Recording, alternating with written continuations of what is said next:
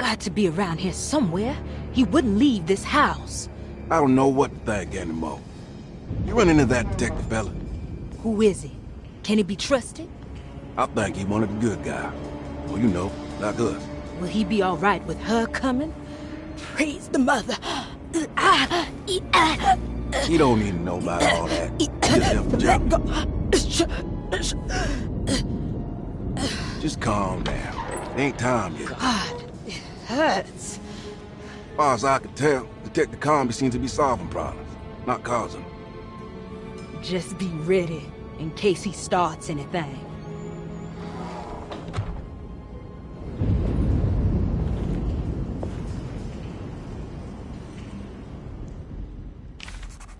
The two orderlies still hadn't found Jeremy. Conby figured this was good news. Emily had reminded him about some strange deaths at Deseto, and Conby wasn't sure who he could trust.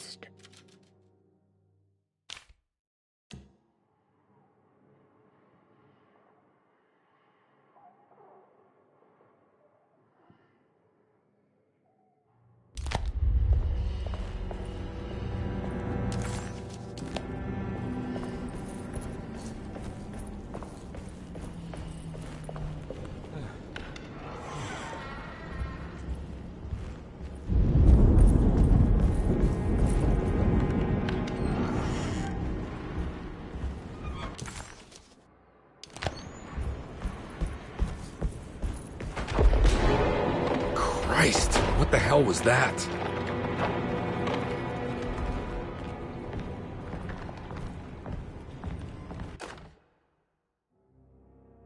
We must have faith that Jeremy's pact with the Dark Man is a bluff.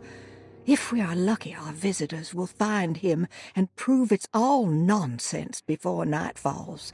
What is true is our attempt to call on her. Too many things have happened for this evening to be in vain. Think of Jack and Cassandra, even Perosi, whose circumstances I can't understand. Grace is our goat without horns. She knows it and will play the role. You must talk to your brother, Batiste. I worry that he will fail us. Mrs. Thompson.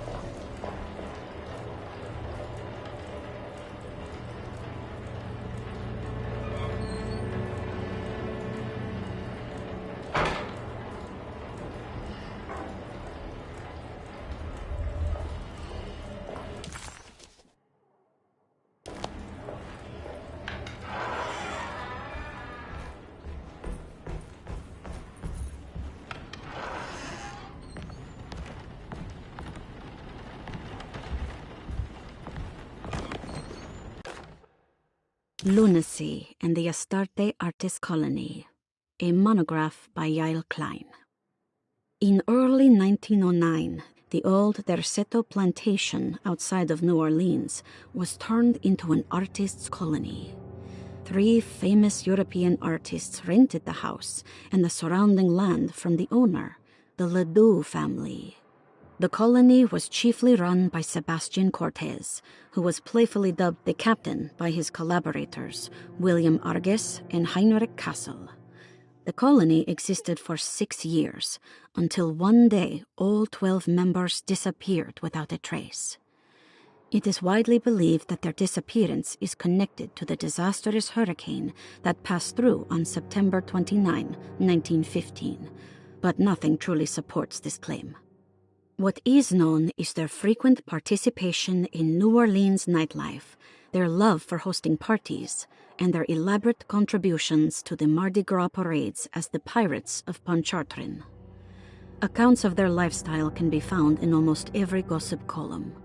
It can effectively be summed up as carefree and bohemian. In late June 1909, the name Astarte first appeared in the newspapers. Cortez said the name came to him as he was painting. There is never any claim to knowing about the ancient Phoenician fertility goddess with the same name before this time. His fellow colonist Heinrich Kassel did know, because he later produced sculptures that show clear references to ancient idols of the goddess. It's impossible to know for sure how this name suddenly made an appearance, but it is interesting because of Derseto's history.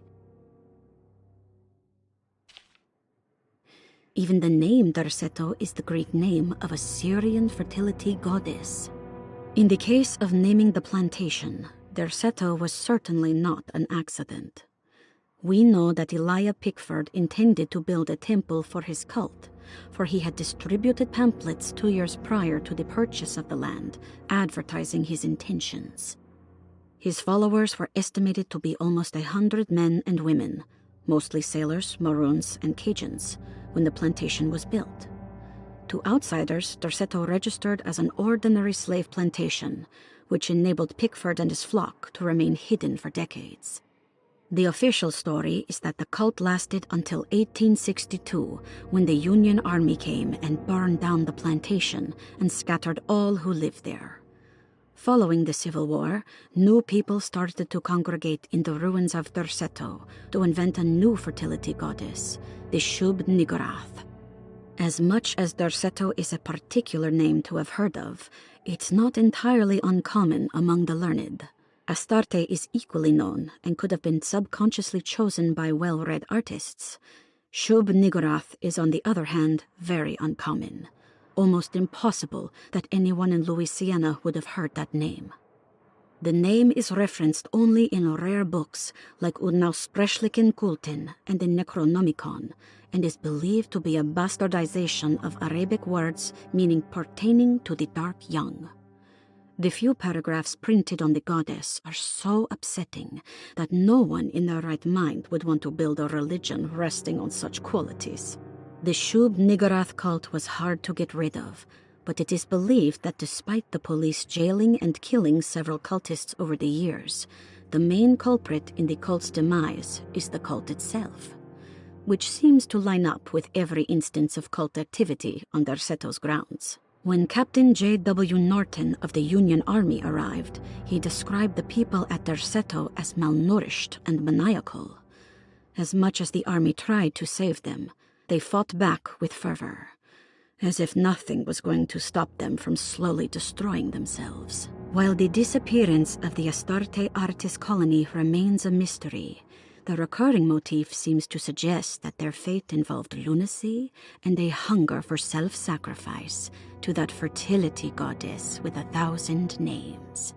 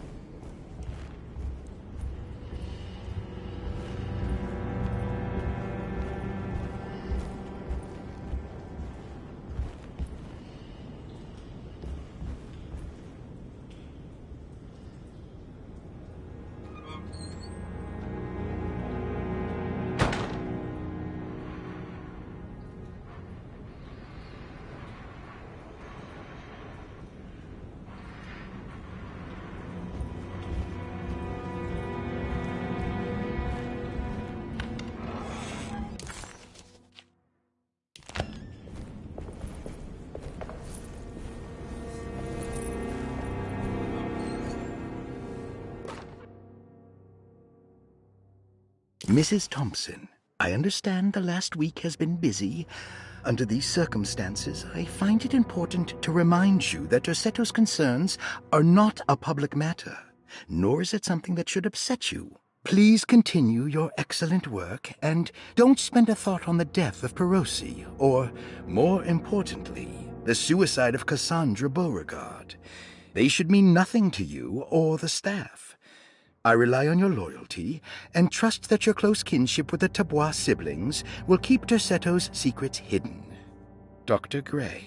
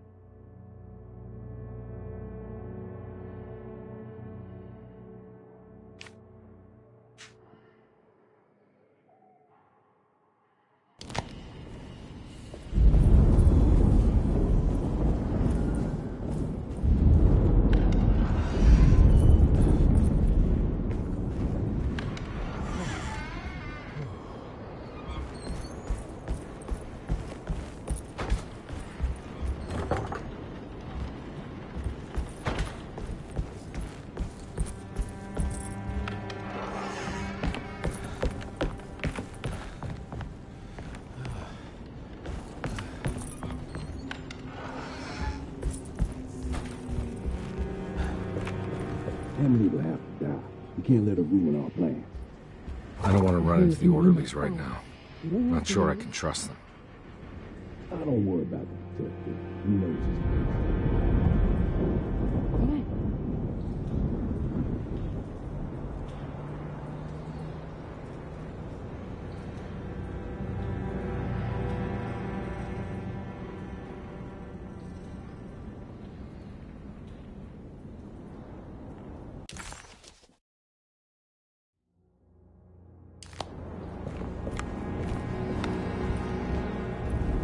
It's blocked.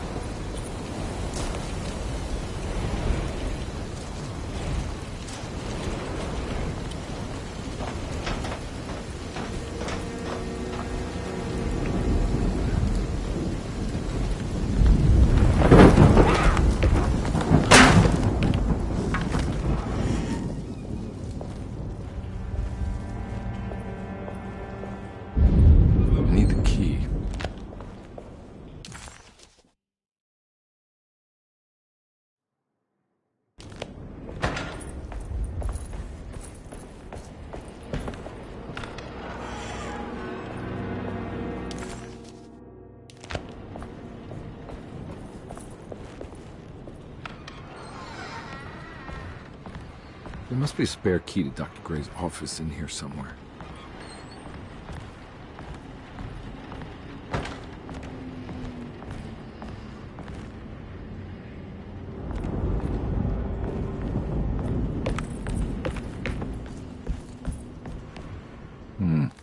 I need the key.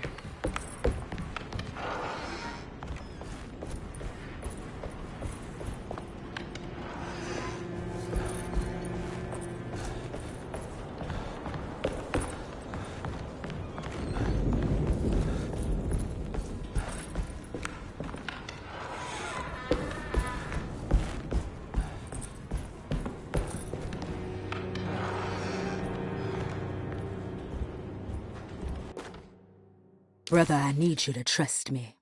This is the most important moment in our family's history. I know you have doubts and that the terrible Mama Loa told you lies. I would never betray you. I promise. Lottie.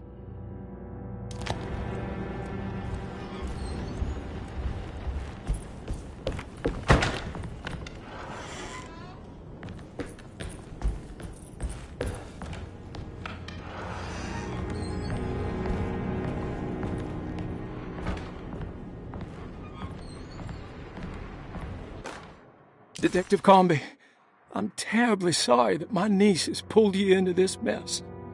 Please, with all my blessings, take her away from this cursed place.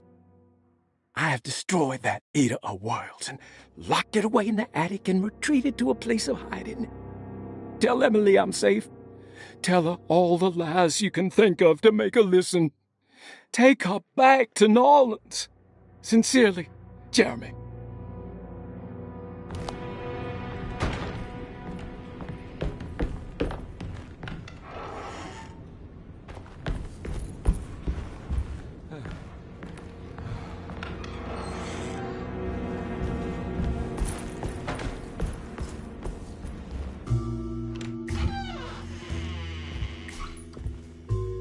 Detective Conby. Good to see you again. Solved your case yet? I'm trying. Hey, Grace, you okay? Oh, she is just peachy, Detective. Are you looking forward to the Feast of St. John, Grace? I can't wait. Kids, ain't they great? What exactly are you planning for tonight? Oh, not much. We eat, we drink, we pay tribute to the wishing tree in the conservatory. The usual. Then why all the excitement? There is just something about tonight. Something's different. I think we all feel it. Besides, we got ourselves some new words for the prayer thanks to your buddy Jeremy. She'll come and turn the world inside out, and things will begin again. That sounds strangely threatening. You should come. Oh, God damn it, Grace. Stay put for once.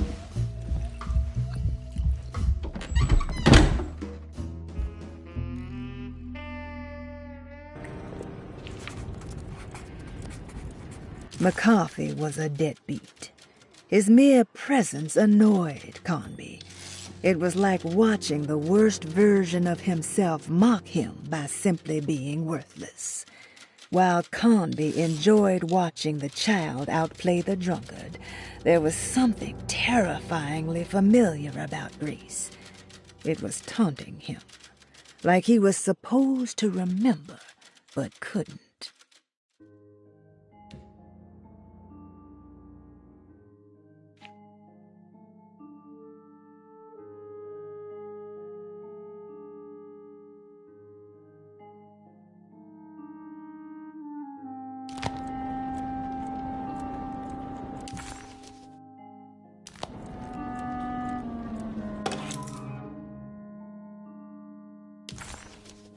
Better hold on to these. Wouldn't want them to get lost.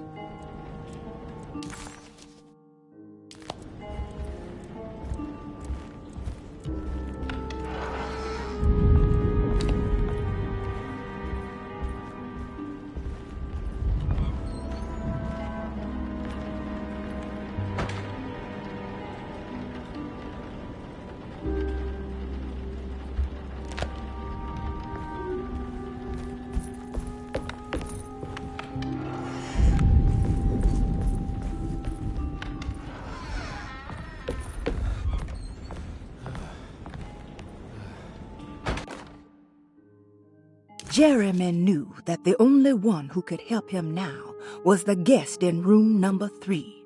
The room seemed to have been empty for so long, but that wasn't allowed to be true. The story needed to be different, to include something from the outside. He would bring the guest back to room 3 and show them what was in that safe. 913. But those were not the right numbers. That was the combination for the safe in the clerk's office.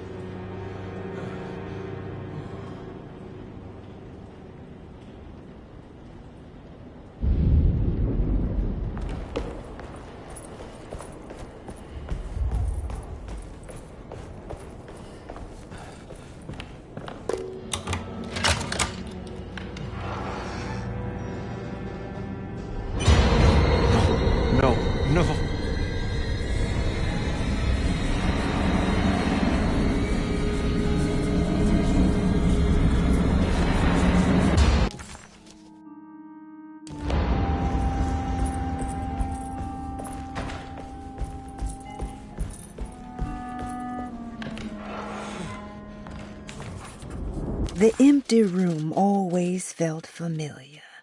It had a mild fragrance of crushed leaves and wet sand that somehow convinced visitors that they belonged. It wasn't real, of course, but it was more real than many other things you could find.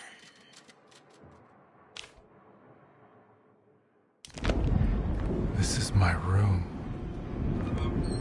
I belong here.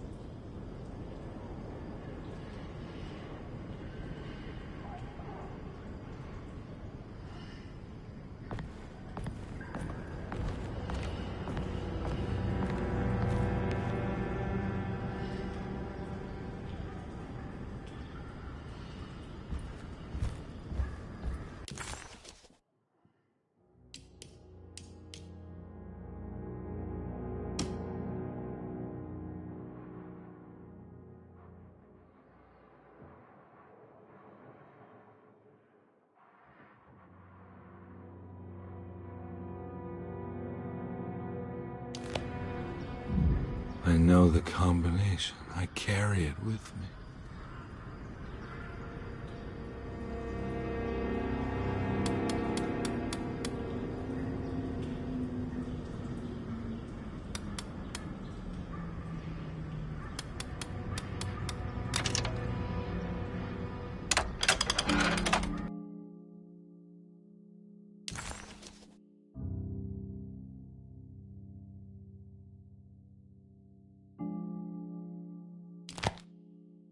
Detective, I have made many discoveries in my case.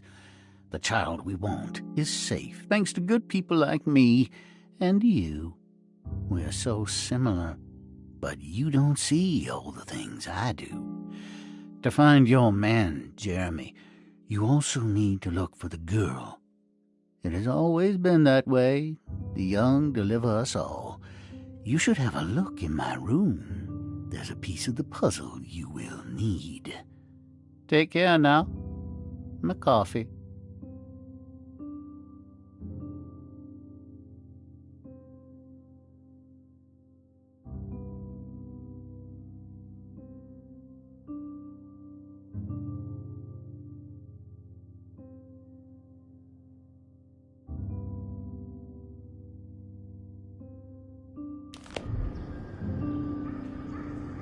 How long have I been here?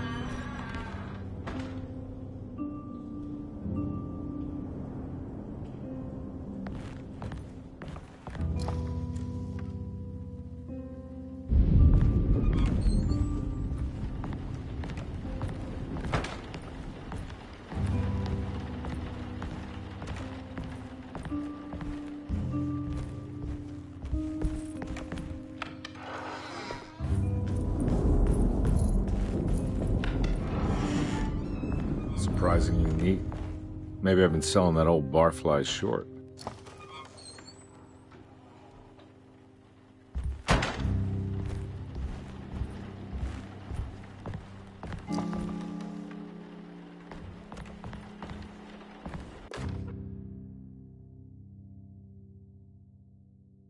Sometimes I think this place makes me worse. That Derceto might be my grave. A coffin made of ostentatious architecture. A Taj Mahal for the drunken depressed. There's something about Derceto. Something about Dr. Gray. Like we all pretend that we're here to get better, when in fact we are here to be forgotten.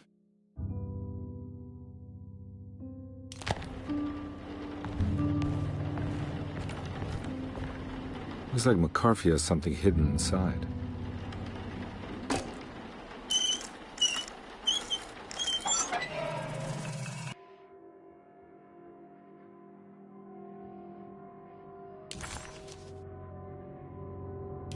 Why would McCarthy lock this up? Was he trying to keep Grace from completing the shape? If so, couldn't she have just made another drawing?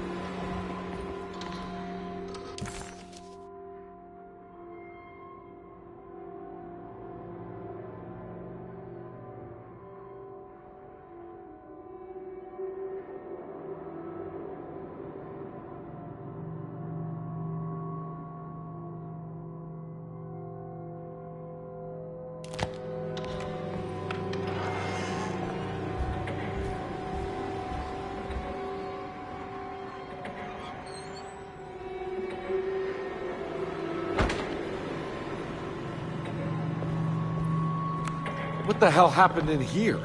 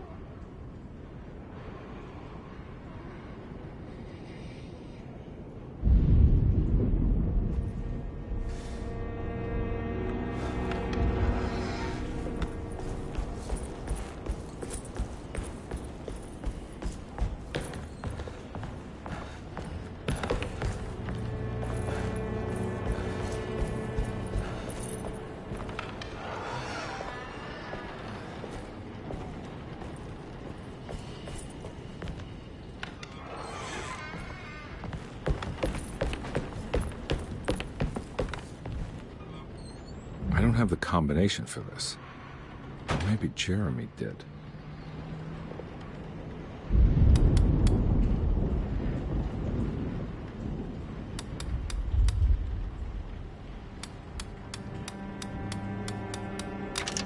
It worked.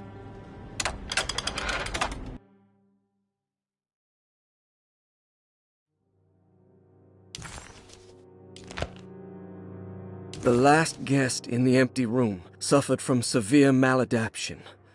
I must write this down, because if I understand the condition sufficiently, it could make me deny this fact at a later date, and there is reason for me to think I may come to suffer the consequences from this dysfunction, as some who came in contact with the guest seemed to adopt a new worldview in which everything was predetermined but broken. Upon accepting this worldview, some memories became unmanageable and later rejected. I do not know what this means. I cannot even remember the fate of the guest. I think they were simply misplaced one day and forgotten. just like all documents pertaining to this guest. They have all been destroyed, or they never existed in the first place. Who wrote this? There has never been a guest in the empty room.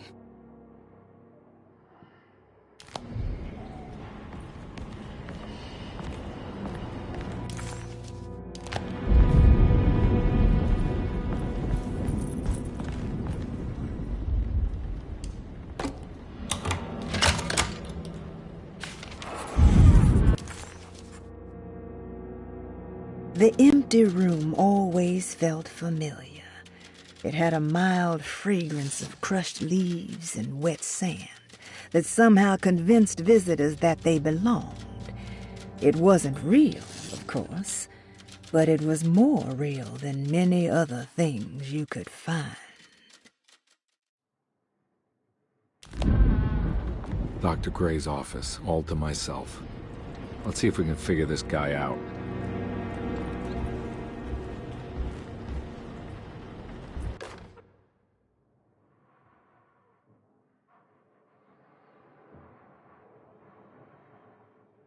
Dearest Dr. Manzetti, I find myself in a losing battle with my patient. As I've disclosed in my previous letter, his delusions have him completely captured. It's bad enough that he is torturing himself with paranoia, but his madness turns out to be quite persuasive to others, effectively laying the ground for mass delusion. I am writing to you in hope that you can give me some guidance. Beyond my ambition to avoid devastating surgery on my patient, I have grown worried about my own defenses. The words of my patient are deranged, yet they often resonate with something primitive within me. I have tried photographing his brain with X-rays. It was surprisingly difficult to get good results. Dark blotches on the plates kept obscuring all details. My patient looked at the bad plates and cried out in terror, telling me the dark areas was the shadow of the worm eating him from inside. I could not see anything out of the ordinary. I hope this is a sign that my mind is not as receptive to the madness as I had feared. After further inquiry, my patient described the shadows inside his mind as some kind of chthonic monstrosity that wants to undermine his sanctuary. This is clearly a reference to a place he calls Teroea, a sort of library or convent that works as a psychological haven. With this imaginary haven threatened by this Chthonian, he has now constructed another, less pleasant hiding spot. Lately, he has been bringing up a metaphor of a steamboat that has run aground, that he feels like he needs to start the engines and reverse, but he is afraid that the hole in the hull would cause the whole ship to sink. I've been watching him turn this metaphor into reality for the last week. He knows it's made up, but he is doubling down, trying to make it a real memory. I feel certain that this is my chance to break through the barriers of his self-deceit.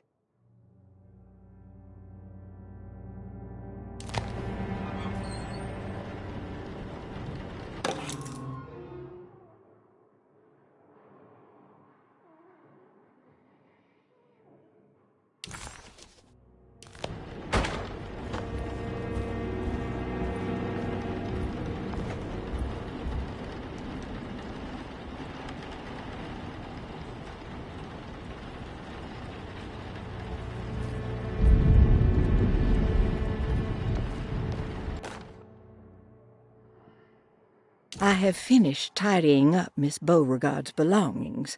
I will leave it to you to contact her agent and have them collect her things. I found one of Grace's drawings she might want back, along with this key in her room, which I believe you've been looking for, Mrs. Thompson.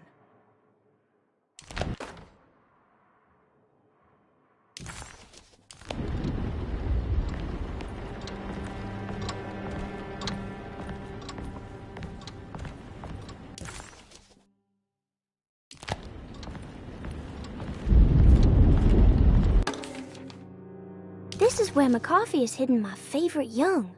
It's very important.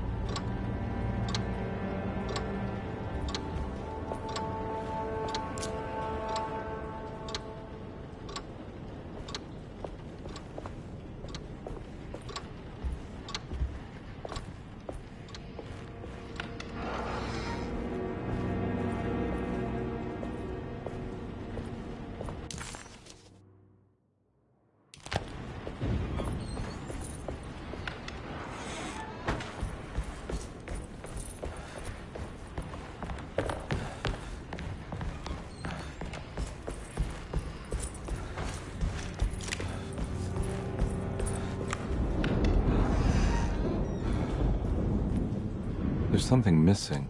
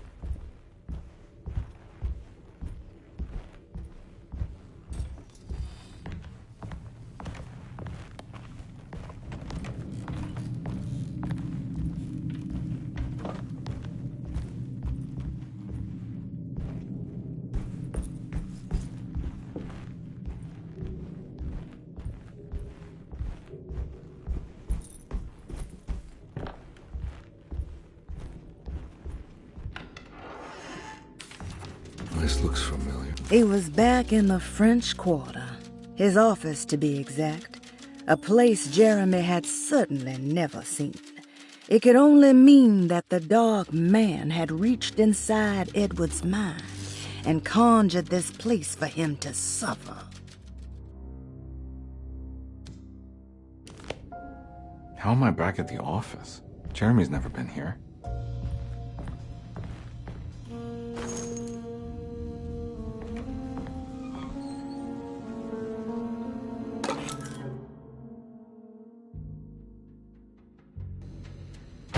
That's me, isn't it? How long had it been since I drowned myself in drink and depression? It had all felt so peaceful, slipping away into oblivion. A welcoming, dark voice wrapped around my mind like a heavy blanket. It turned off suddenly as I woke up from the sound of my office door closing shut. A messenger had left a telegram from Mrs. Saunders. She had a lead on where to find her husband and her kidnapped daughter.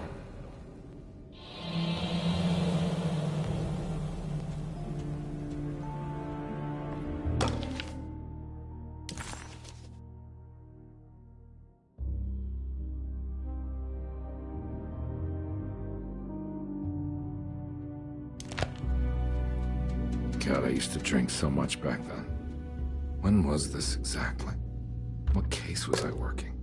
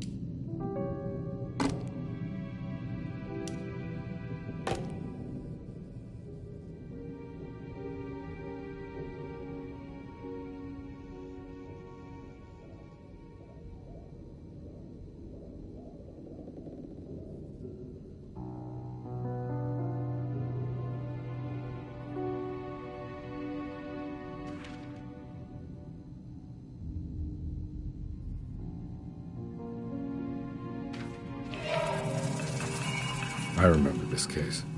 Some kid got taken. Conby vaguely remembered the case of the missing child. She was kidnapped by her estranged father.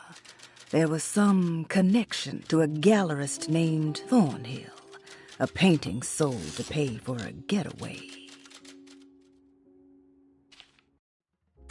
Her father headed out of state, but he had made a mistake by selling a painting that his wife actually cared about to a collector named Thornhill to fund his venture.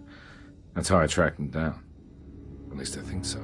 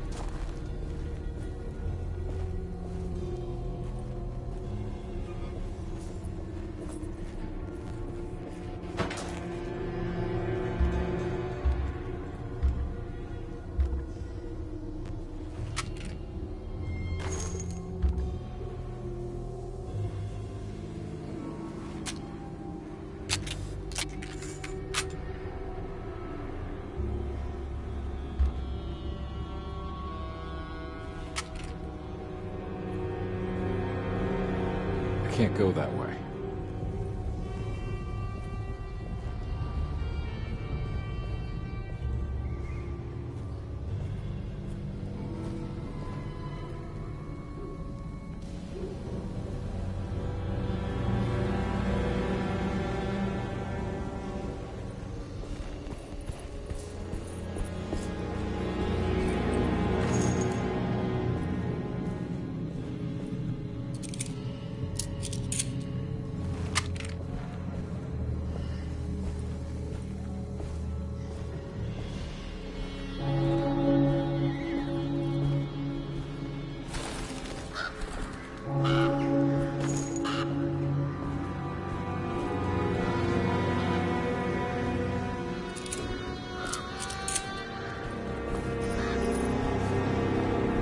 I can't go that way.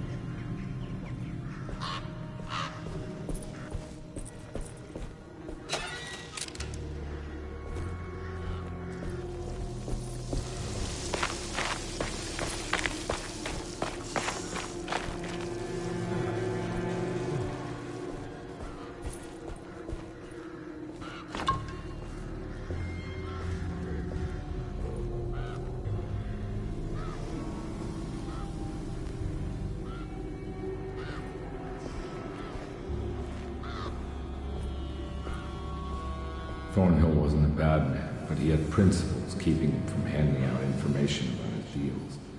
So he needed some convincing.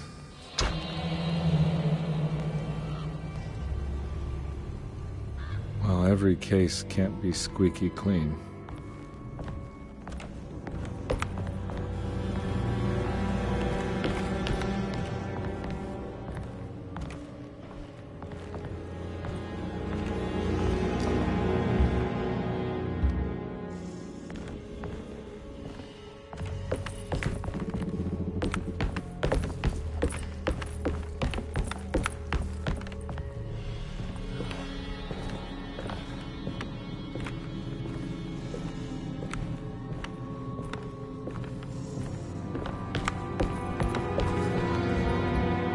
Mr. Saunders had sold a valuable painting to Thornhill, hoping the money would carry him to wherever he was going.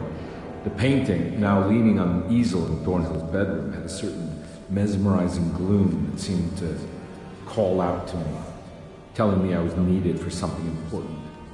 I felt myself falling into the painting, only being brought back by Thornhill, thrusting an address to a Hotel St. George into my hand, and asking me to get the hell out.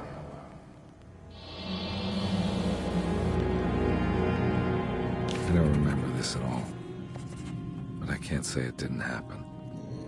The kidnapper had sold a painting to Thornhill, the collector, to pay for a car and enough gas to get out of Louisiana. Detective Comby was suddenly reminded of shaking him down to find out where the kidnapper was hiding. St. George's Hotel by the park.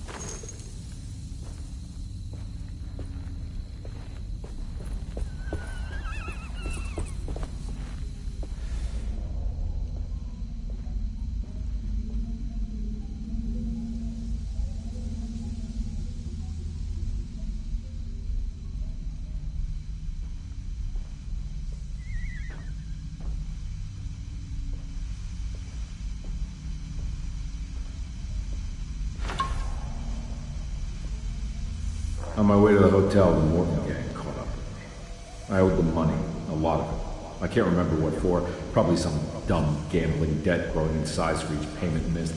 I punched one of them out, and I sent the others packing. Just...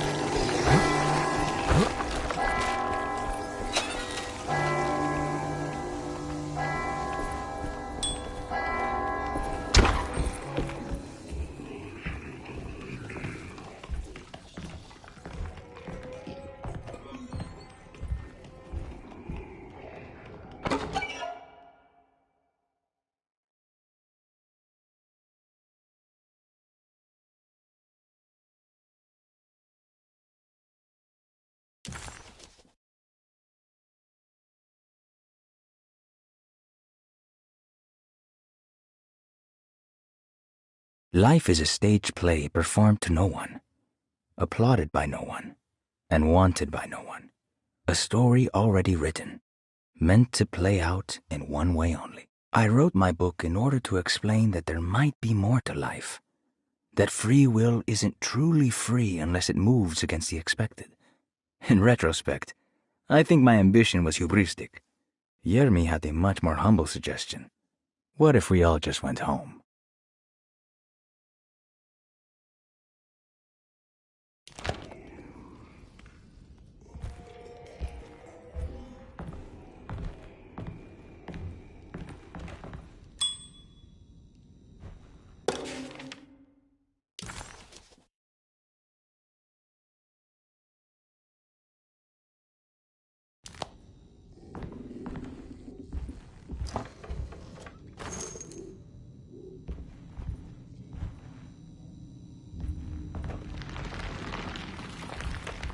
I found him. In the hotel ledger, I recognized the handwriting of the signature, Ted Stryker. It was him. I could feel it. It was the kidnapper I was hunting. I put on my knuckles and hurried up to his room.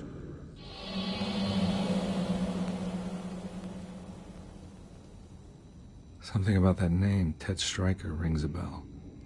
Feels vaguely familiar.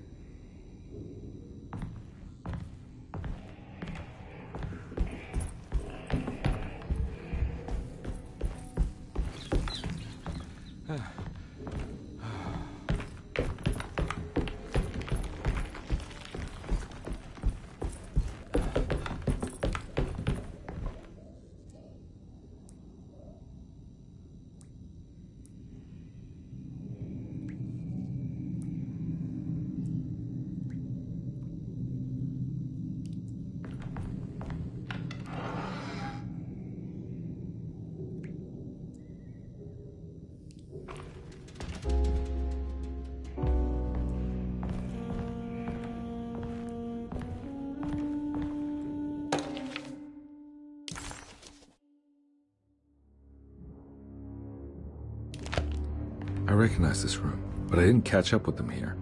I must have followed them. But where?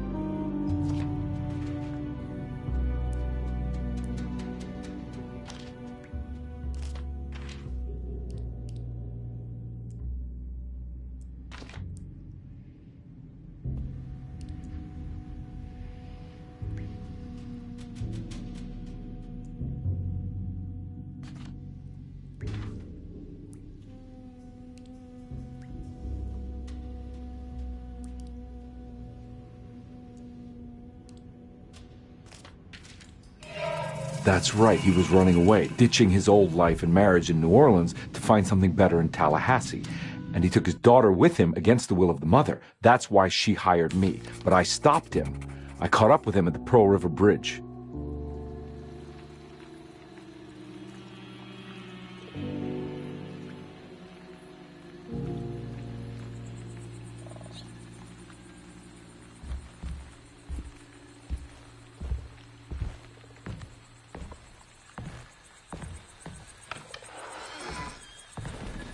Pearl River. This is where I caught up with them. This is what the Dark Man wanted me to revisit. But I'm still not seeing it. What am I forgetting?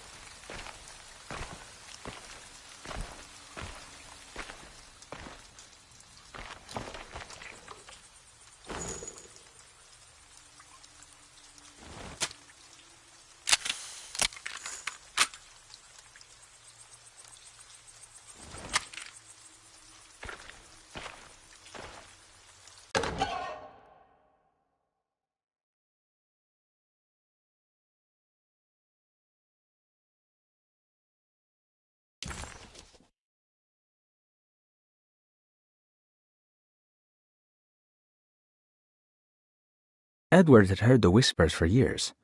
When he lived in Brooklyn, it was only on rare occasions, like when he as a child climbed that tall tree in Central Park, or when he almost drowned in the Hudson River, trying to save his despaired mother. The whispers became more common as he moved to New Orleans, but still rare enough to be ignored. Now as he walks the halls of Darceto, he knows what is calling him. He doesn't want to admit it, but the dark young in the conservatory is telling him to sacrifice the Cabris and corn.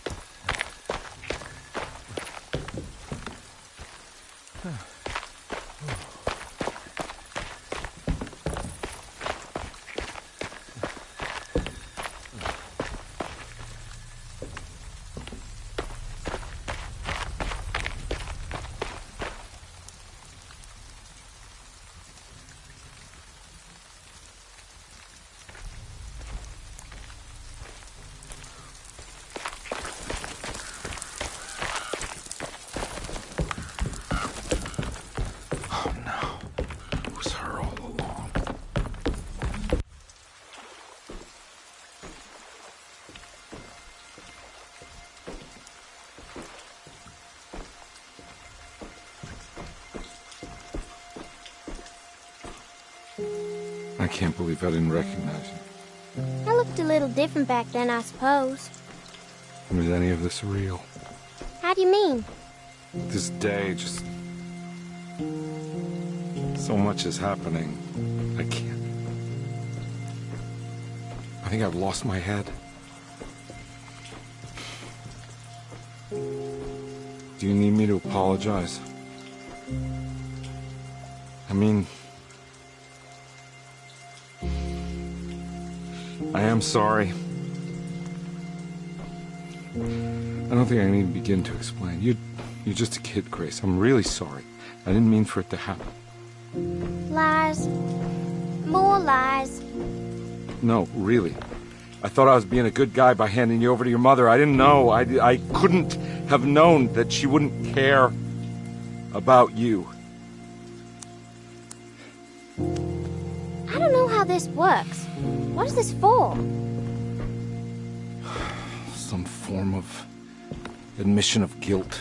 Maybe acceptance. It's what the Dark Man wants. I guess we just watch my father die again, then. You think he's alive?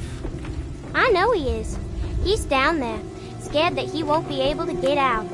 That he will drown with his daughter again. What are you saying? We gotta save him! We?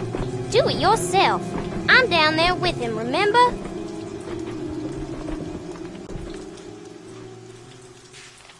Can I really save them? Conby had run their car off the bridge. He pulled Grace out of the sinking car, but left her father to drown. He could have saved him. There was time. He just chose not to. Instead, he took Grace back to New Orleans and collected his paycheck.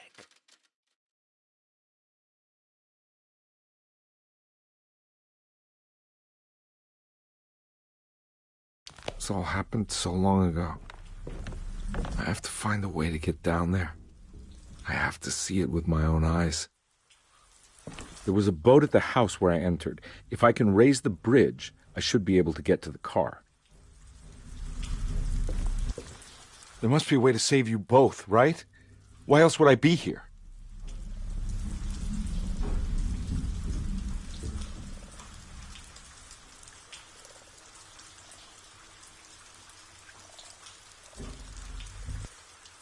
Don't worry, kid.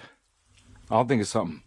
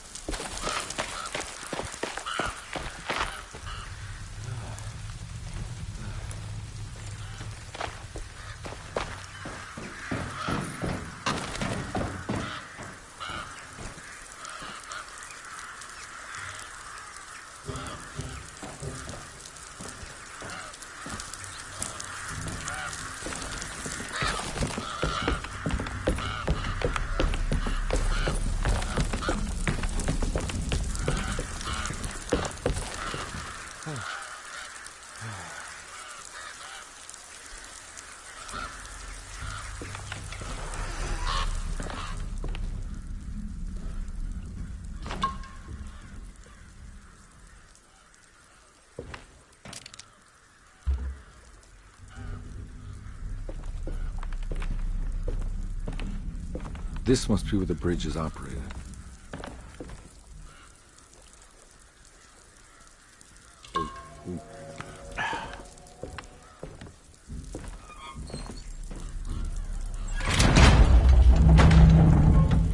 Nothing's happening.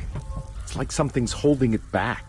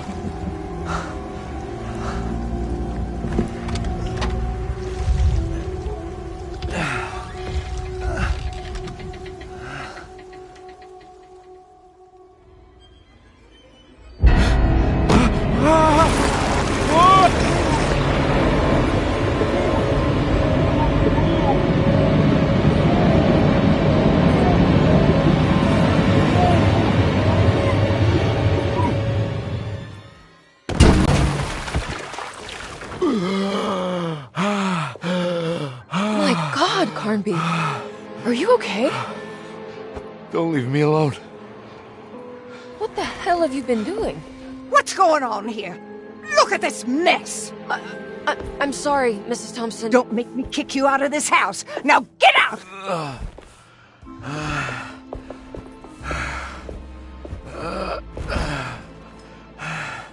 Hey, Detective. Mr. Carnby. I'm really worried about you. I'm okay.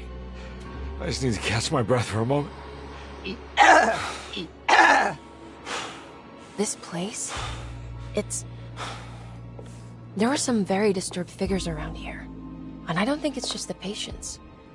I've been reading some things about how Derceto has a deranging effect on people. I think it might explain things. What? Just take it easy, okay? I'm gonna go find a way into Dr. Gray's apartment. I want to know what he's hiding. Emily, don't worry. I think I'm close. I'm gonna set everything right. Just be careful.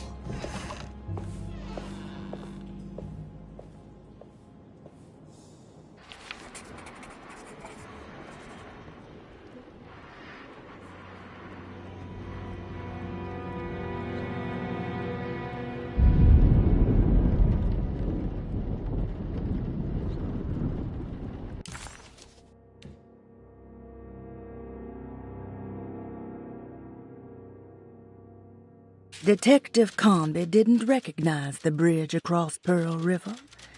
It was firmly obfuscated by trauma, events that had left Carnby scarred for life.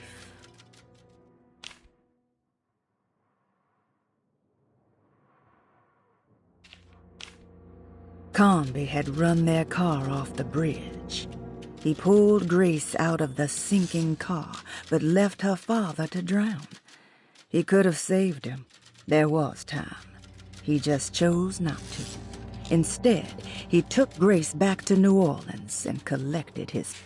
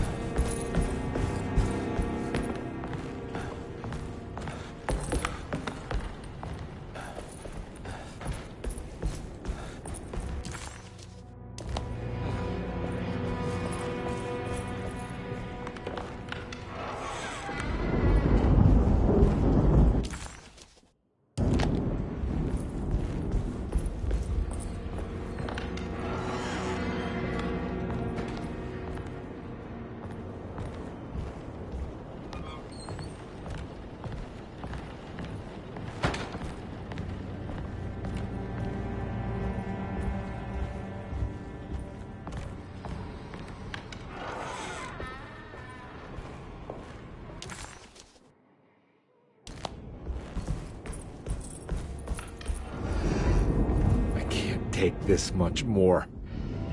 This has to end.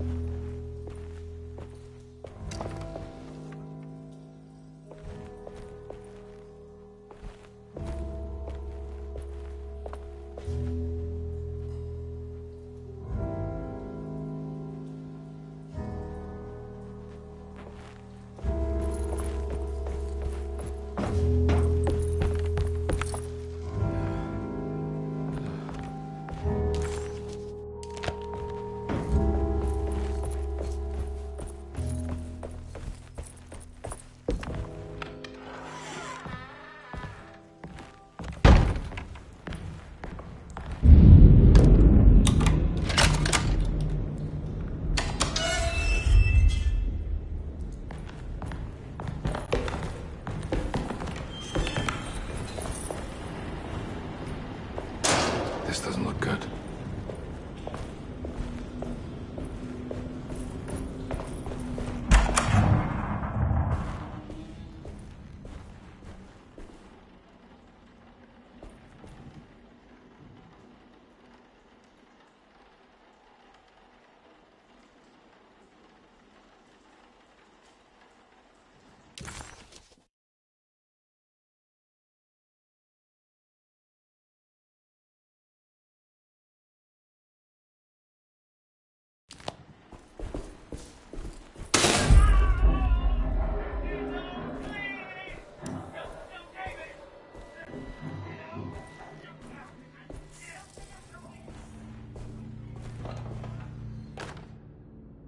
Radiography. Patient Jeremy Hartwood. Date June 14, 1930. Plates. Jeremy's skull proved difficult to capture properly. Partial radiographs worked best. A complete picture of the brain can be assembled by piecing 3 plates together. Observations. Even when looking at an assembled version, a shadow covers significant parts of Jeremy's brain. Possible tumor, but more likely that the equipment is failing. Jeremy reacted strongly to the pictures and claimed to see a giant clay worm eating and displacing his memories.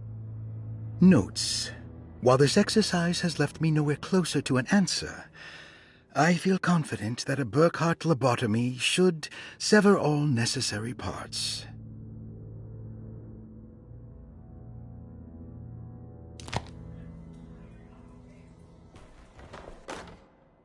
Hypothetical psychosurgery based on the ideas by Burkhardt and the St. Petersburg research could end up saving Jeremy's mind.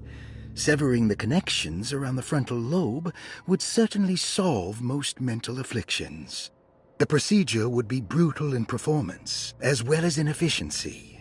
An ice pick pushed through the edge of the eye and into the skull would untether the nerves like Alexander cutting the Gordian knot. As this would likely leave Jeremy in a very different condition, all other paths should first be explored. The medical instrument I would need for this lobotomy is missing, and I should have Waits order a new one.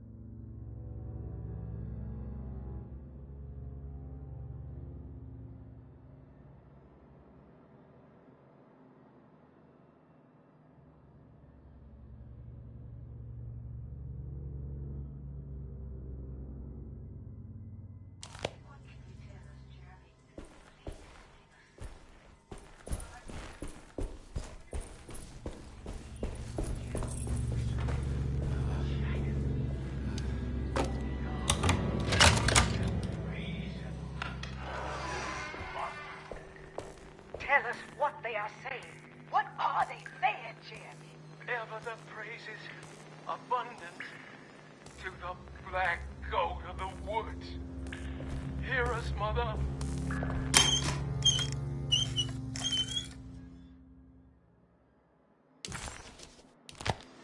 Don't mind if I do.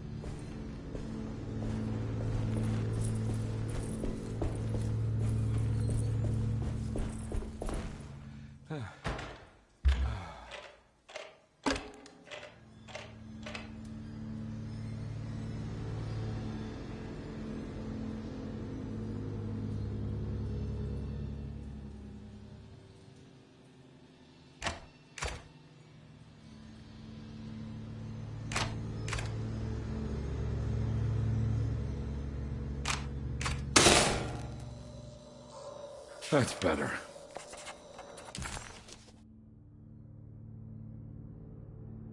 Conby had run their... Dr. Gray had been putting Jeremy through some thorough medical investigation. He was trying to break through Jeremy's stories and get to some truth, just like Conby was. Could Dr. Gray have been trying to break the contract as well? The dark man had forced Conby to face his memories of Grace and her father. How he ran him off the bridge at Pearl River and carried on to steal his child as he was drowning. He then handed Grace off to her mother because that was the job, and you don't question the job. You take the money and get drunk. As Conby slowly accepted his trauma, he started to wonder why it was his and not Jeremy's. Dr. Gray was somehow mixed up in this business with the Dark Man, Detective Conby decided. He had to be. Either Dr. Gray was using the idea of the Dark Man to manipulate and torture Jeremy, or the Dark Man was an actual powerful being possessing Jeremy. And in that case, Dr. Gray was simply a stooge. Maybe both could be true at once. Conby felt his mind racing in all directions. No matter what, he had to find a way to break the pact. That was what Jeremy said was needed. It didn't even matter what was true or not. If Jeremy wouldn't leave Derceto before the contract was broken, then Conby had to make it happen. He just wished the steps on the contract made a little more sense.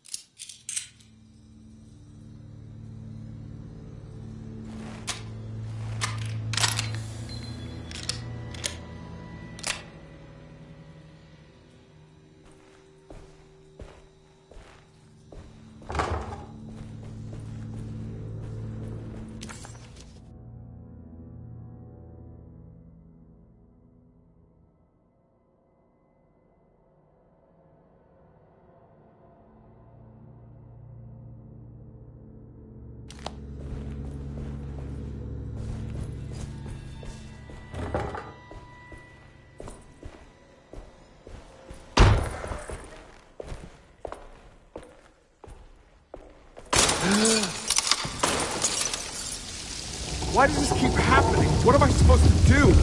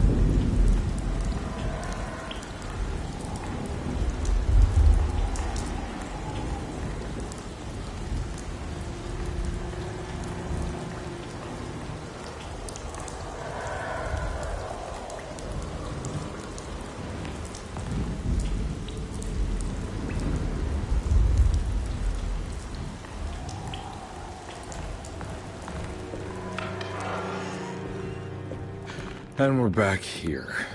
Well, perfect time to have a look around this place.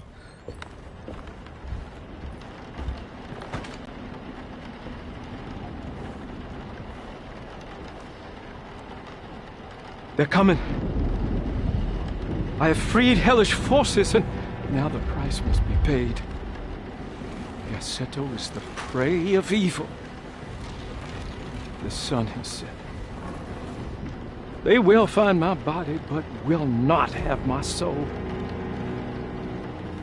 I can imagine the Master's fury and the terror in the hearts of his slaves. I hear their footsteps. Some may understand what I have done. May God forgive me. Farewell. What would happen if I refuse? Would the whole world come upon? Or would everything conspire to make a new story? Maybe one where I live.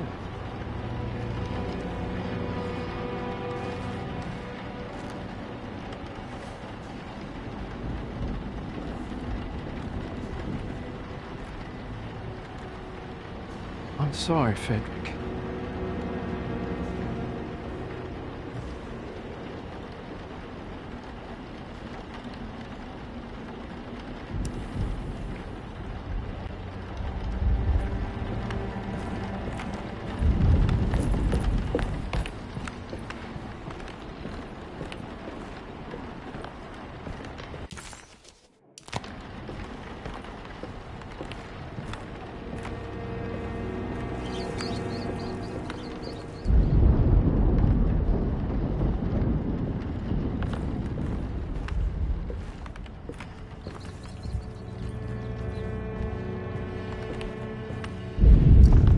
What is that?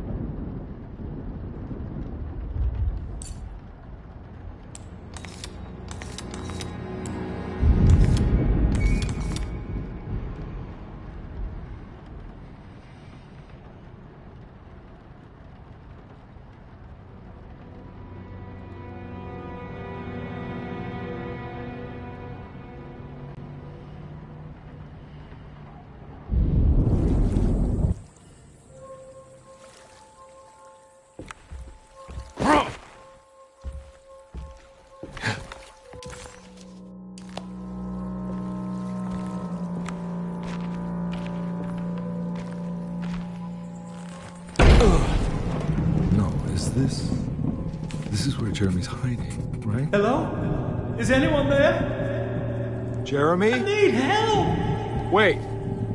Can you hear me? I'm stuck in the mud and the fire is taking Jeremy, me. where are you? The motor is dead. I can't do anything more. Hang on, Jeremy. I'll figure something out. I'll get the boat running.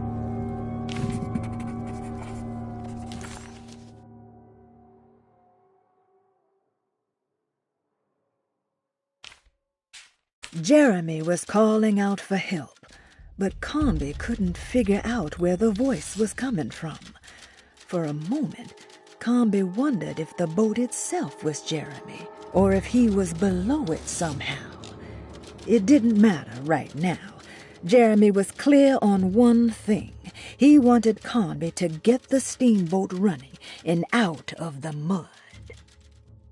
Conby entered some new, mucky dreamland of Jeremy's, a long-abandoned steamboat aground in the bayou.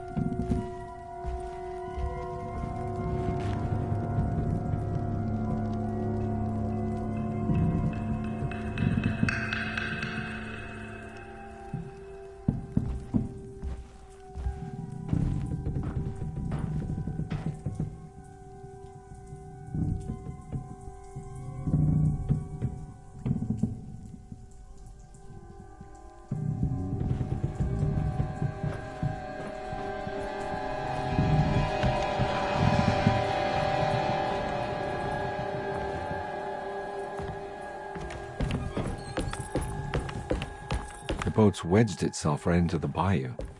If I get the motor started, I could try reversing back into the river.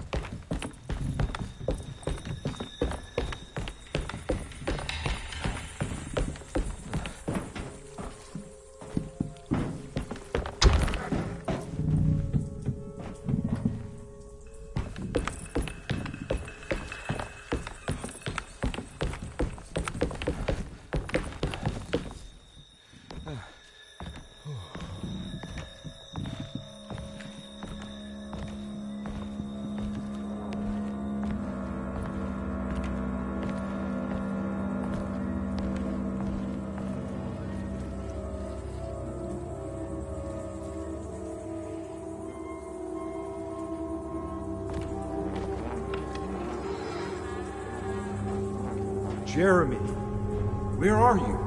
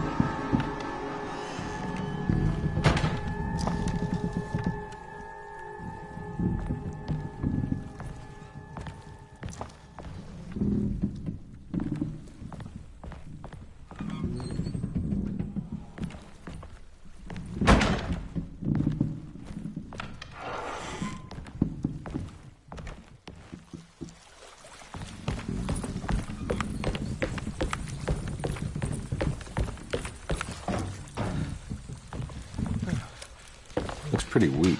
I just need something to break it.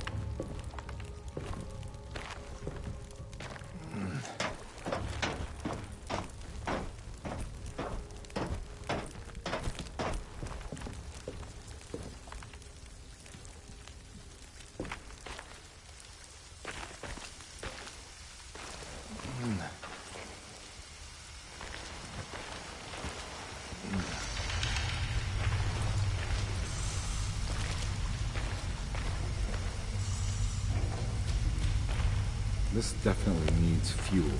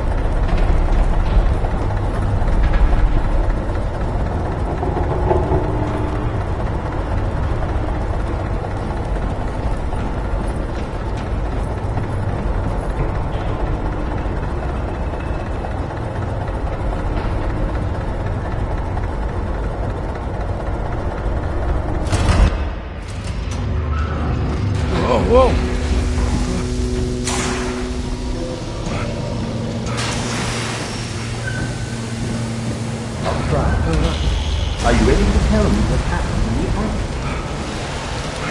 I put a rope around my neck, and then I strangled all life from my body. Are you under the impression that you died? Yes. No.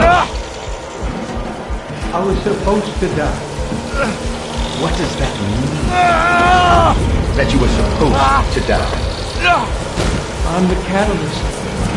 I had to die to make the story happen. What are you referring to, Jeremy? 30 years ago, Frederic needed me to die. You're not making any sense, Jeremy. Come back to me. Find your focus. Hey! I cheated everyone. I didn't play my part. Hey! I escaped my doom. My destiny. Again, find your focus. Hey, I'm right here. What the hell is going on? Now everything is wrong. Nothing is in place. Hey!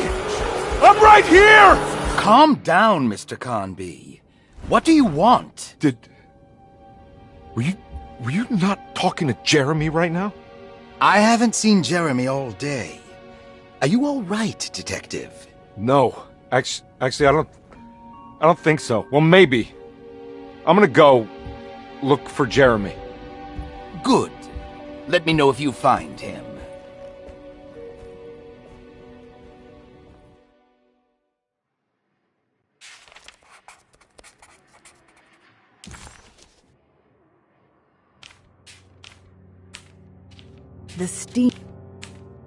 The steamboat was a hideaway that Jeremy had built over the last few days. Having seen his memories extracted and expanded into physical realms by the Dog Man, his unconscious mind had decided to take the chance that Jeremy could manifest a world in secret. A world that wasn't sanctioned by the Dog Man. Deploying his own self-deceit as a gambit against his dog master.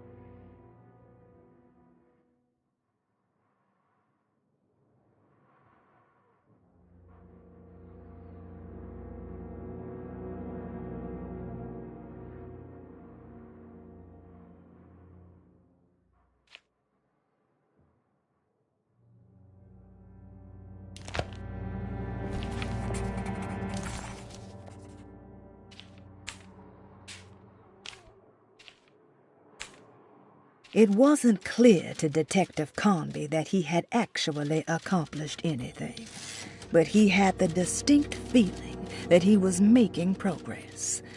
The steamboat must have been what the self-deceit was referring to, and clearly the business with Grace was psychological trauma. Out of the 3 steps on the Dog Man's contract, only one thing seemed to remain: temper-manic behavior. Conby was getting sick of guessing. It was time to pay Dr. Gray a visit in his apartment.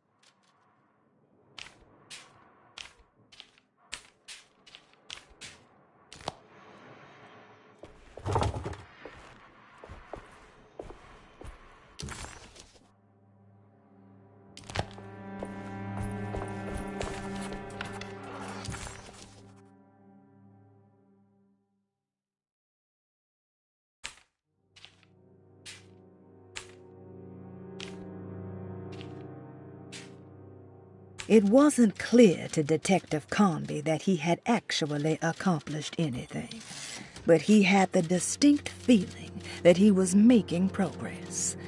The steamboat must have been what the self-deceit was referring to, and clearly the business with Grace was psychological trauma. Out of the 3 steps on the Dark Man's contract, only one thing seemed to remain: temperamentic behavior. Conby was getting sick of guessing. It was time to pay Dr. Gray a visit in his apartment.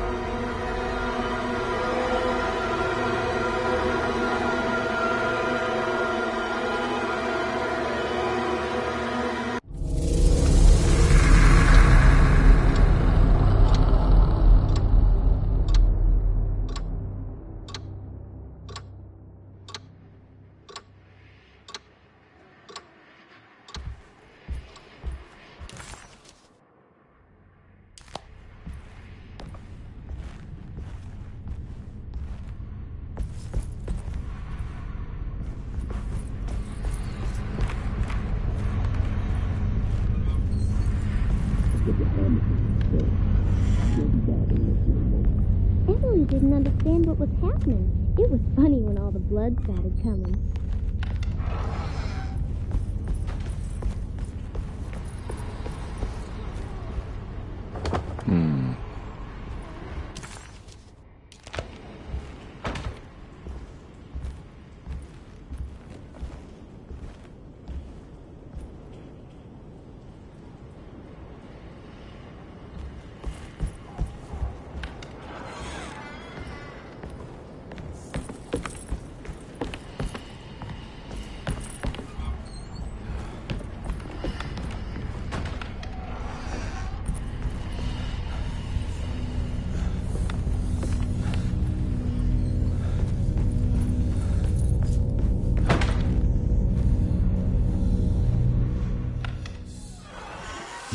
Detective, am I glad to see you. Lock the door, will you? I don't think Dr. Gray would appreciate us snooping around. What's going on here? This feels so strange. Detective Conby felt removed from himself, like driving drunk. He carefully tried to navigate his environment. What the hell was going on? Was he finally losing his mind? At least Emily was here to call the police if he went off the deep end.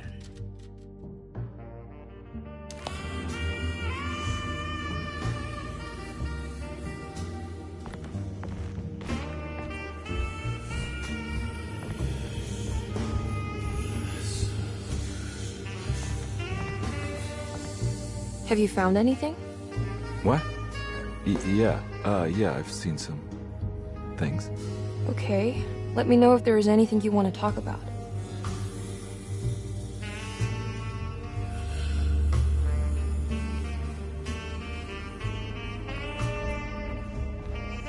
You don't find this place strange? Derceto is certainly one of the stranger places I've been to.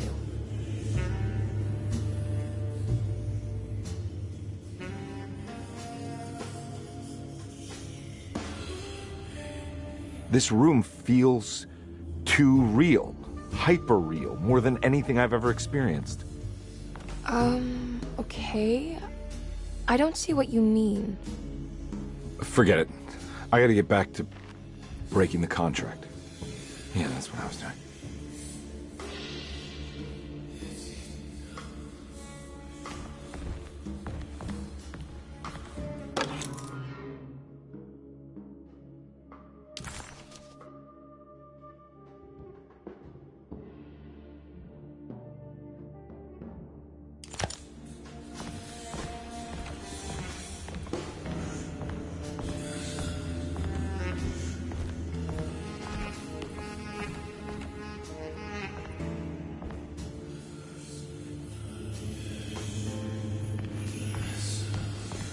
There's a book missing.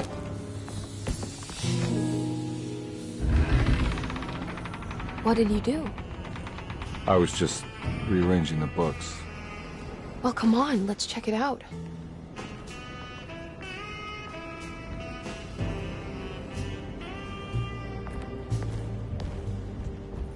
I think I'm beginning to understand. Dr. Gray is dealing with some kind of mass delusion.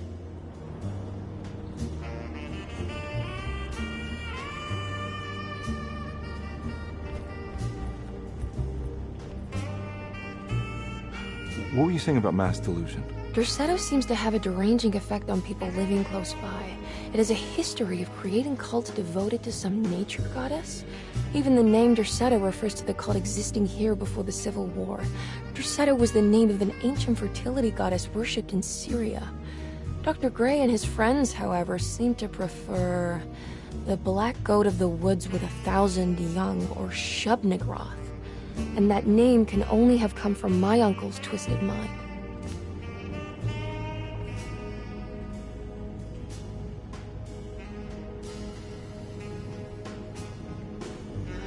You think all of them are in this cult business? Even Jeremy? I'm not sure any of them have a choice at this point. We just need to find a way to stop all of this.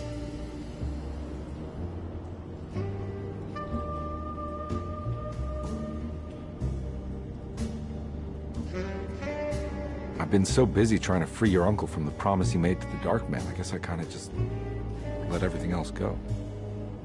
Don't worry, Detective. I feel like we're close. I'm sure Jeremy will turn up. If he is part of the cult, he wouldn't want to miss the Feast of St. John. I just need enough information to make him see the truth. I hope you're right, but I doubt he'll show up. Not as long as the Dark Man's got him hiding.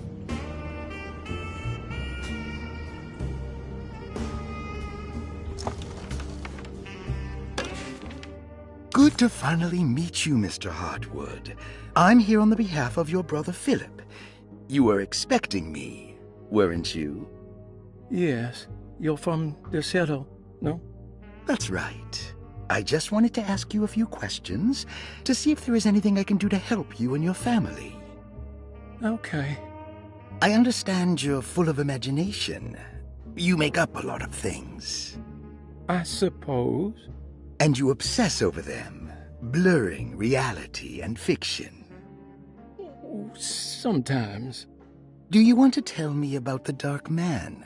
No. No, I don't. That's all right. Perhaps there is something else you can tell me. Something you know to be made up, but you hold dear. Juan? John? Who's John? No. Juan Luis Jorge. Oh, wait there a moment. Here, take a look. Is he... Oh, he is the author.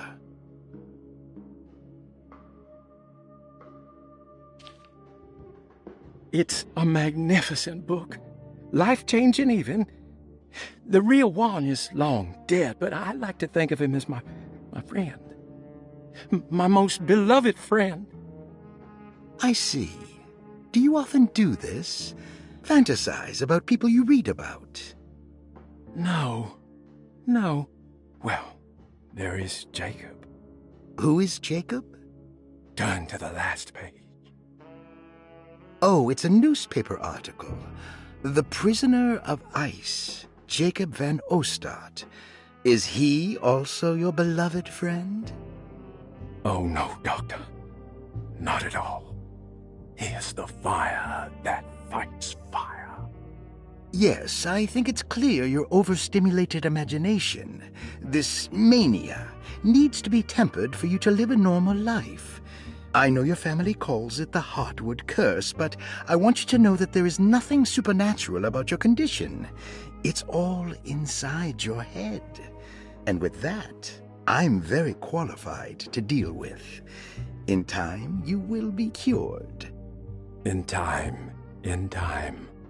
Yes, in time we will exorcise all your demons, all the Dark Men. Yeah! Please, Mr. Hartwood, calm yourself. What happened? Oh, don't you worry your little head about it, Miss Hartwood. Your uncle and I just had our first breakthrough.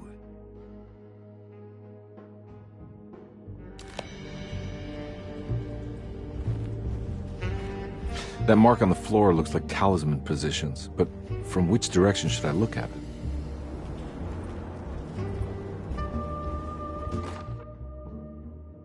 The Snake Dagger, a monograph by Yael Klein.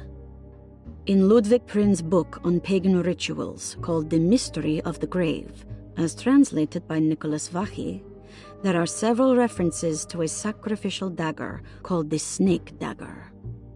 It has long been thought of as a poor translation of the original text, that it would be more appropriate with worm dagger from the Latin vermis cultrum.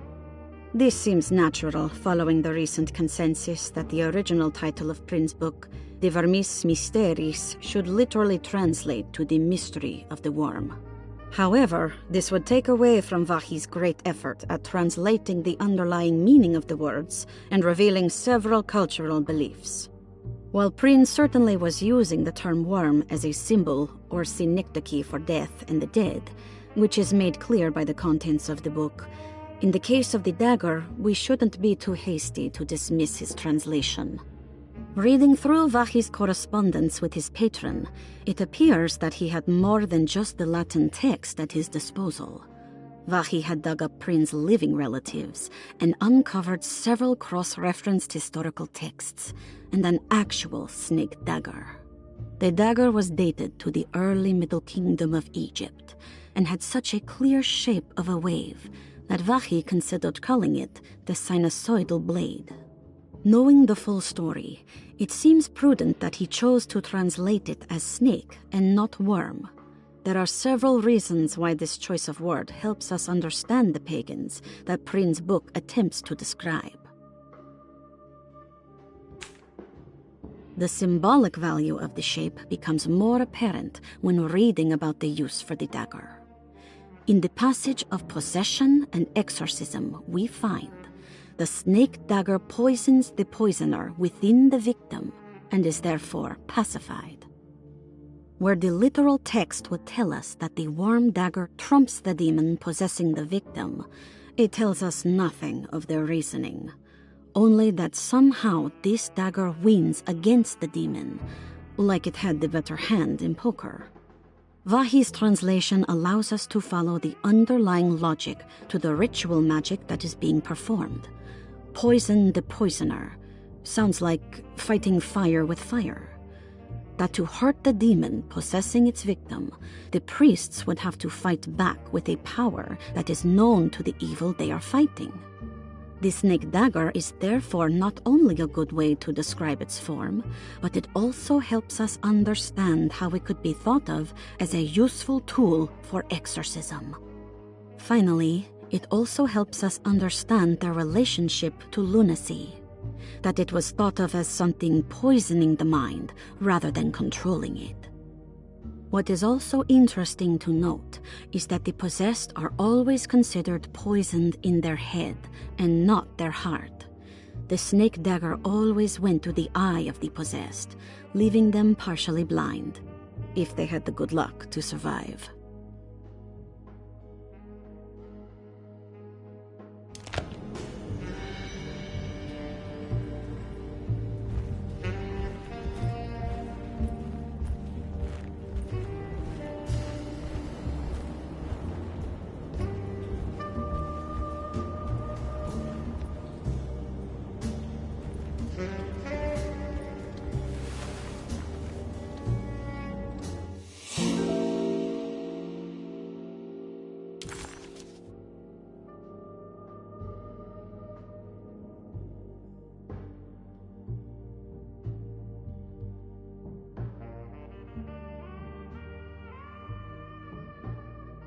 Huh.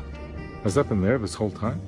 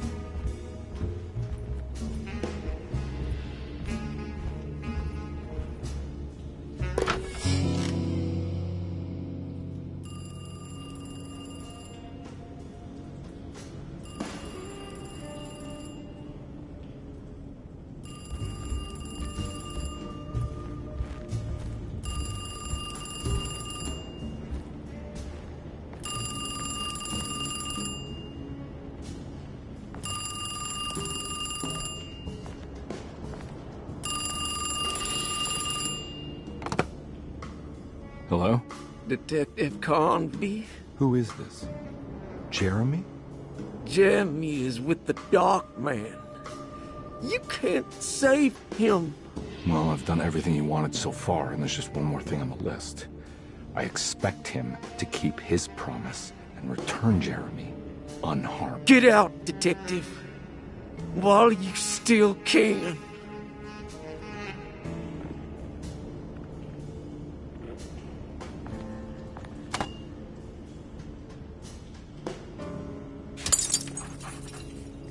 Detective Carnby wanted nothing more than to make sense of it all. But clearly, that was not in the cards right now.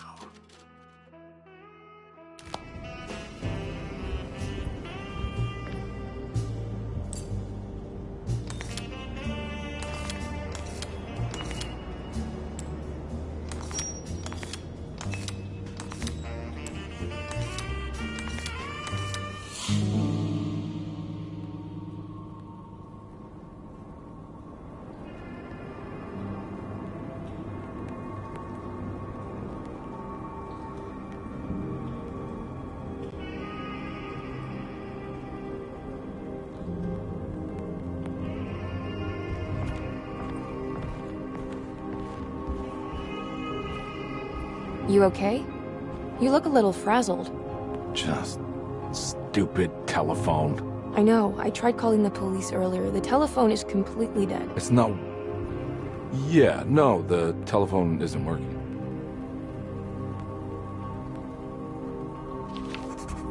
Detective Carnby was worried Emily could tell, that she could see the madness written on his face.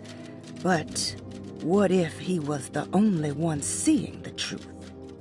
Could that still be the case? If only he could find evidence that would make her understand that he had seen beyond the veil, or at least something that would show her he was worth the money she was paying him.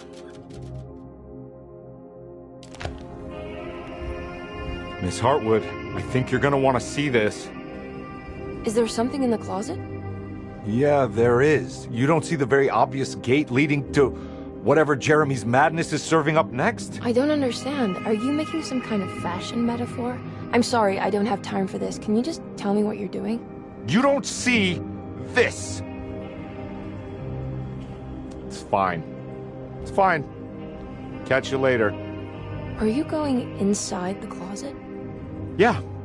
You got a problem with that? No. Do what you think is right, Detective. Sorry, I didn't mean to.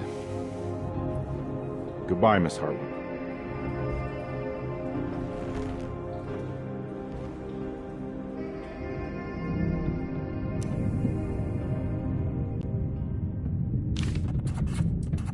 Disheartened by his failure to make Emily understand what he was doing, Detective Carnby actually felt better seeing the frozen hell before him. There was a finality to it.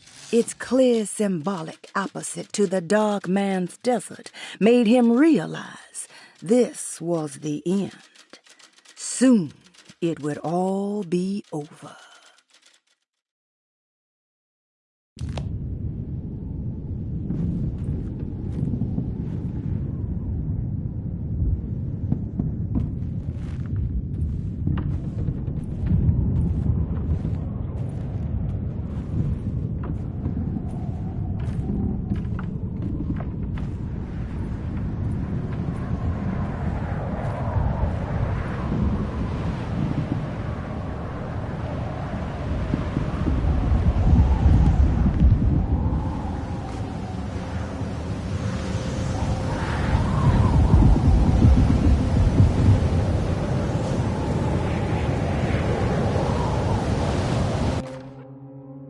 We found the ancient stellarium perched on a cliff facing the Arctic Ocean after a day of sailing due north of the Eskimo encampment. Jacob van Oostad was our most keen member of the expedition. He had been chasing down the source of a peculiar type of crystallized metal present in several sacred items among the natives on the northeast coast of Greenland. The site was a remarkable find for any explorer, and we were were all enraptured in our search for enlightenment and meaning. The surviving architecture seemed almost unearthly in origin and astonishingly sophisticated. The metal Jacob was searching for was abundant, almost ubiquitous. We were so taken by our find that we were surprised by the sun falling below the horizon. As we quickly picked up our gear, ready to head back to our camp, Jacob van Oostad declared that he wanted to stay. He was adamant. We begged him to reconsider. The night would be getting colder by the hour, and we feared for all our safety. Jacob refused, threatening us with violence if we wouldn't leave him alone. As the snowfall turned heavier, we left him there on his own. The next day, the weather became worse, and we had to spend hours enforcing our shelter as our tents became increasingly useless. The group had written off Jacob, thinking he must be dead. I had an urge to make one final attempt to save him, so I headed out as darkness fell with a handful of flares and headed toward the coast and up the climb towards the Stellarium. That's when I saw him, transfixed by a burning sky, that celestial lantern. Jacob keeled over and let out a painful shriek that struck me with such fear and pity. He was crying in agony, for the cold weather had ravaged his flesh. I called out to him, and he turned to face me. His vacant stare held me in place like a needle through a butterfly, and he said, "You must leave now, Herstan. Go, and never come back." And so I left.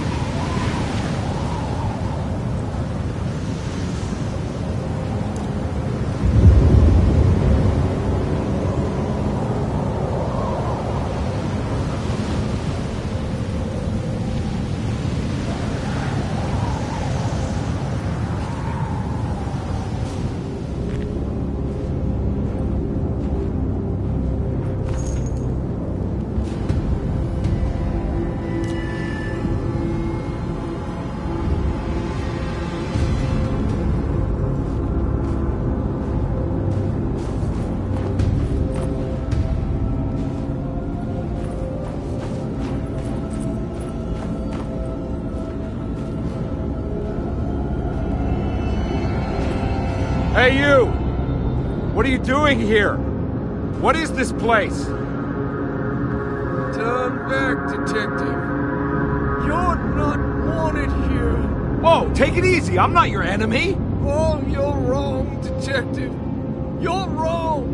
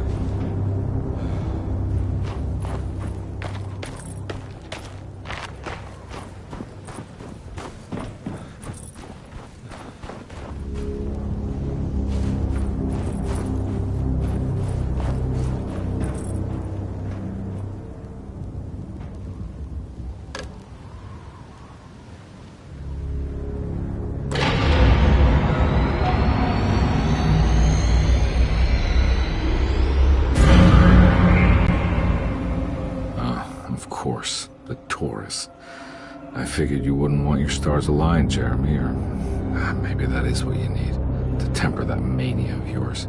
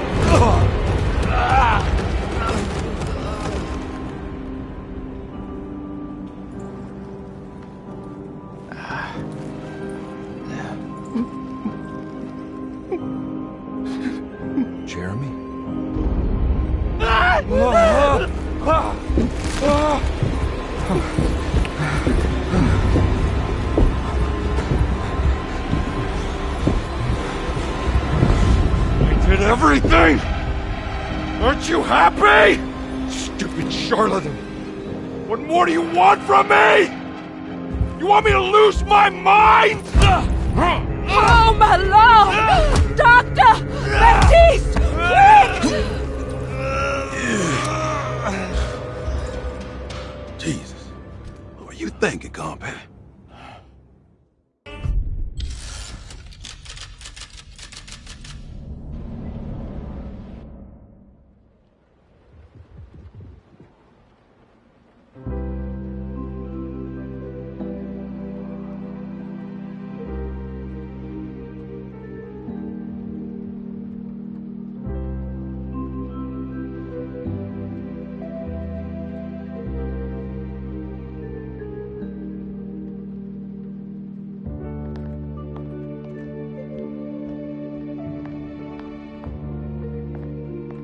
You awake? You are awake. Mr. Conby's up. Hey, buddy. I thought you'd be knocked out for the rest of the night. Come on out and join us, will you? I'll save you some gumbo. Good to have you back. You gave us all a good scare. What happened? You had a psychological breakdown. Sorry for manhandling you, but you were being violent, you see. You stabbed Jeremy and then punched Dr. Gray. Are they okay? Jeremy's a little strange, but everything's back to normal. Really? All thanks to you, compadre. You want to try standing up?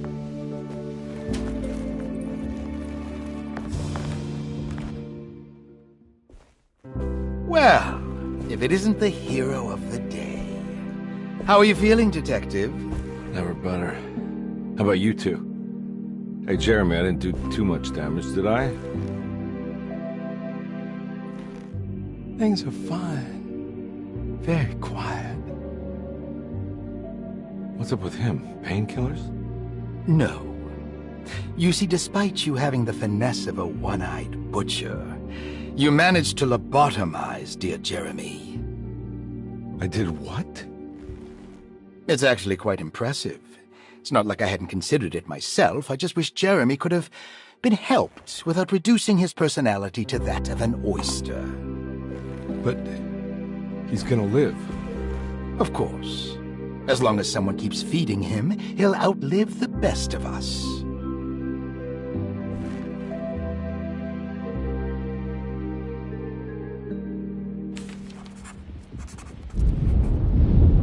Everything was back to normal. Did any of it really happen? What had Conby actually been doing all night?